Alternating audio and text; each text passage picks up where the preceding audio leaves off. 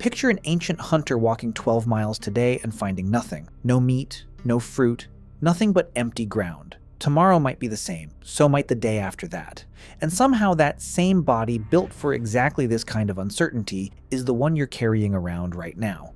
Here's the strange part though. That body wasn't built to stay thin. It was built to do the opposite, to grab onto every spare calorie it could get the moment food showed up and hold onto it for as long as possible, which raises an uncomfortable question. If your body has spent hundreds of thousands of years perfecting the art of storing fat, how did ancient humans avoid becoming obese at all? And on the rare occasions when someone actually was, what did anyone even do about it? Let's start with why this body exists in the first place. In 1962, a geneticist named James Neal proposed something called the thrifty gene hypothesis. His idea was simple. For most of human history, food supply wasn't steady. It came in feasts and famines, sometimes separated by days, sometimes by entire seasons. In that kind of world, a body that could rapidly convert extra food into fat, then slowly burn through that fat during the lean stretches, had a real survival advantage over a body that burned through everything immediately. Over hundreds of thousands of years, that efficient, fat-storing body type became the default setting for almost everyone. Now, it's worth being honest here. Modern researchers have actually pushed back hard on parts of Neal's original idea. A biologist named John Speakman has argued that famines in the historical record didn't kill enough people consistently enough to have created that kind of selection pressure on their own. He's proposed an alternative, sometimes called the thrifty gene hypothesis, suggesting that once large predators stopped hunting early humans regularly, there was simply less pressure keeping body weight low in general, and genetic variation was free to drift toward a wider range of outcomes, heavier included. Scientists still debate exactly which explanation is closer to correct, but almost everyone agrees on the underlying pattern. For most of human history, gaining weight easily wasn't a flaw. It was protection. So if that's the case, why wasn't everyone obese constantly? Because the other half of the equation almost never let up. Hunting and gathering wasn't a 9-to-5 job.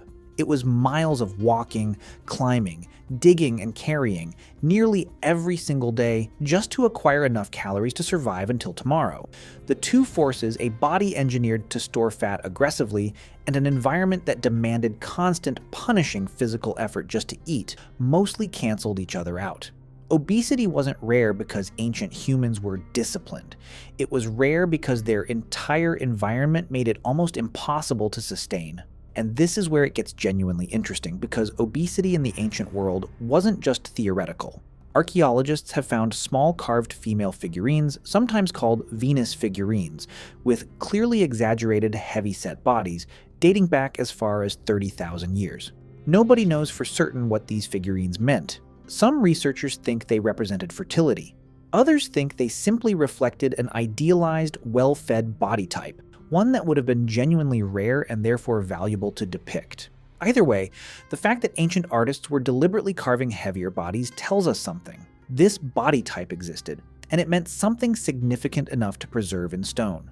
By the time you reach ancient Egypt, the evidence gets a lot more direct. Researchers studying the mummified remains of Egyptian royalty, including King Ramses III, have found reconstructed skin folds consistent with obesity. This wasn't the general population, it was the elite. The people with guaranteed year-round access to food, and crucially, no obligation to walk 12 miles a day looking for it.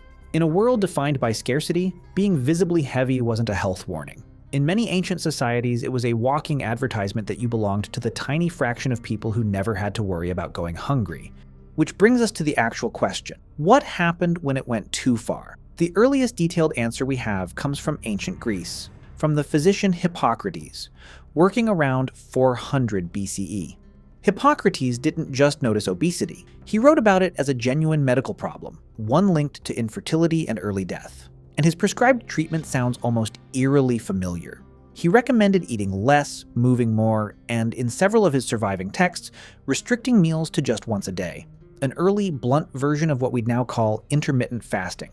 He advised his patients to exercise on an empty stomach, sleep on a harder bed, and walk briskly in light clothing. Some of his other advice hasn't aged quite as well.